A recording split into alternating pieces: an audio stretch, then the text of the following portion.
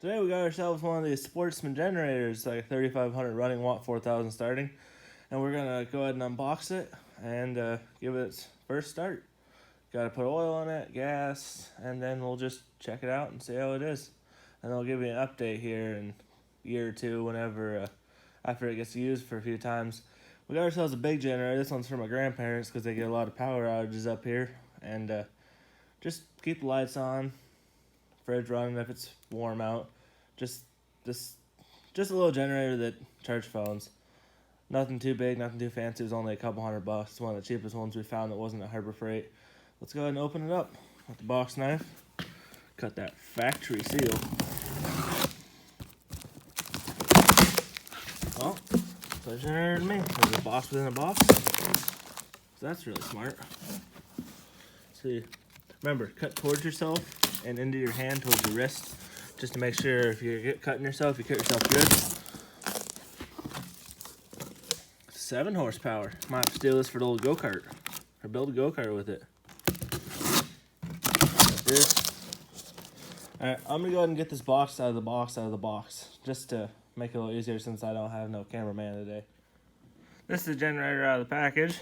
It's a little tiny thing. You can almost one-hand it. It's only like 90-something pounds. Gotta add some oil, add some fire make it happener, and drag it outside and see if it starts. Should. I mean, it's brand new. It came with all this minty stuff. Just standard crap. Came with the old people instructions, so I can read it. Standard things that don't run it inside. It's got a 3.6 gallon fuel tank. That's pretty cool. It's got a 2-year warranted, 1-year limited. All kinds of little stuff. See, it's pretty mint. Now let's see this mint thing starts. See, these are the full user manual. You know what we do with this? Toss it in the burn pile. We don't need that. Funnel. These things come with like the mintiest funnels ever. Alright, let me get some oil in it. The engine's now full of oil and full of gas. Well, I only put about a gallon in it because I didn't want to run us out of gas until we go to the gas station, just because we got snow coming and don't want to not have gas for stuff like the snowblower. But we're going to drag her outside and see if she starts and how many pulls it takes. Kind of curious. So now the generator's sitting outside. We're going to let it sit for a minute to not trip that low oil sensor. But it came with battery charger plugins. Of course, they're tiny, but I mean, does the job. Looks like new motor mounts, screwdriver, spark plug tool. It's actually a little bit impressive. Way more than the Champion generator we bought that was like $700. But it runs great. Of course, this generator isn't for us. It's for my grandparents. So they don't really need much. We'll probably be doing most of the maintenance on it. I'm going to go ahead and run it and let it do its first 5 hours runtime, whatever the manual says, to get our first break-in period. We're going to have a little bit of a load, maybe a light, just so it doesn't run with no load for that long, because that can screw them up, I've heard. But now I'm on the way to go start that thing, or attempt to.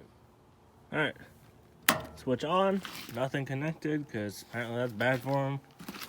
Go over here, feel the full send, choke, let's see how many pulls.